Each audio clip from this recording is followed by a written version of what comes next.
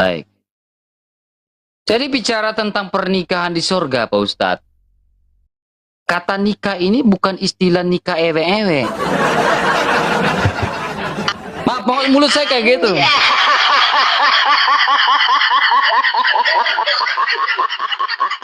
Dalam kekristenan ada bicara tentang nikah, pernikahan. Itu pernikahan rohani, bukan nikah ewe-ewe. Itu beda. Ya, jadi pesundal ada nikah ewe-ewe. Enggak, bukan begitu. Jadi otak itu jangan otak selangkangan atau otak jahiliyah. Ketika bilang ada pernikahan di surga, pesundal masuk surga, bukan ewe-ewe di surga, bukan. Coba bersihkan otaknya itu dari ewe-ewe itu, berhenti.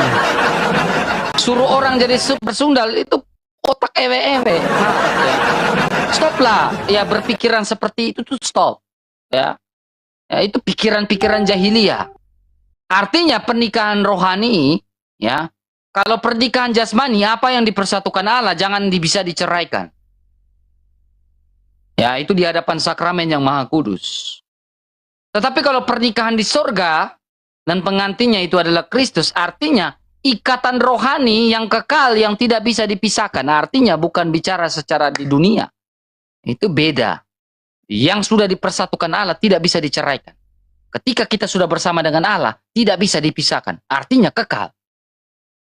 Bukan berarti nikah yang gitu-gitu, bukan. Maaf, saya harus keluarkan bahasa seperti itu. Karena dengan Pak Ustadz memang harus keluarkan bahasa seperti itu. Maaf. Memang harus kayak gitu. Karena kalau saya pakai bahasa santun, nggak ngerti. Jadi mereka ini harus vulgar. Kayak kemarin kan naik ke live saya, nggak bisa debat, akhirnya buka celana di sini, tunjukkan titik-titiknya. Ya kan? Dan memang harus kayak gitu, harus vulgar dengan mereka. Harus vulgar baru mengerti. Maaf teman-teman ya, jangan marah. Nah, kemudian Pak Ustadz. Nih, perhatikan Pak Ustadz ya. Sahih Bukhari 4471. Telah menceritakan kepada kami Muhammad bin Musa Al-Qatan ya, telah menceritakan kepada kami Abu Sufyan ya, terus ya secara makhluk. Namun Abu Sufyan mendapatkan hadis ini kebanyakan bersifat makuf ya, dikatakannya kepada mereka kepada neraka jahanam, apakah surga sudah penuh? Neraka jahanam bertanya, apakah ada tambahan lagi? Maka Allah Ta'ala meletakkan kakinya di atasnya. Kemudian neraka berkata, cukup. Kaki Allah di neraka, Ustadz. Benar gak?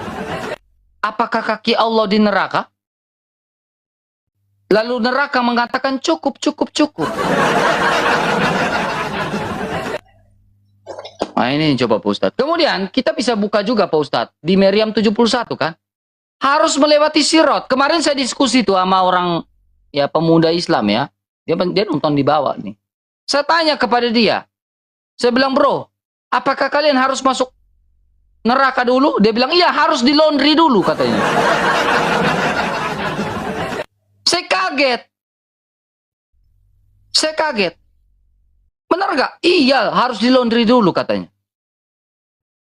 Wah, saya agak langsung bingung. Wah, ini udah apakah bisa tertolong lagi atau enggak? Ini bisa tertolong atau enggak, saya bilang. Ya, oh ini berat ini Pak Ustadz, berat ini, berat. Ya. Bisa tertolong atau sonde bisa tertolong lah ini, beta juga bingung teman. Ya. Nah, kemudian Pak Ustadz ya, Matius 16 ayat 18. Dan engkau Petrus di atas batu karang ini aku akan mendirikan jemaatku dan alam maut tidak akan menguasainya. Tuhan Yesus mendirikan wadah yang namanya gereja dan alam maut tidak akan menguasainya. Ya, artinya orang Katolik tidak masuk neraka. Orang Kristen tidak masuk neraka. Karena Tuhan Yesus sudah janji di atas batu karang aku akan mendirikan gerejaku dan alam maut tidak akan menguasainya. Tidak akan. Ya. Itu jelas, janji Tuhan jelas. Dan sampai detik ini, Tuhan menyertai kami sampai akhir zaman. Kembali, maka saya bilang, buktinya apa? Kalender yang kau pakai itu kalender orang Kristen, kalender Masehi, bukan kalender teropong.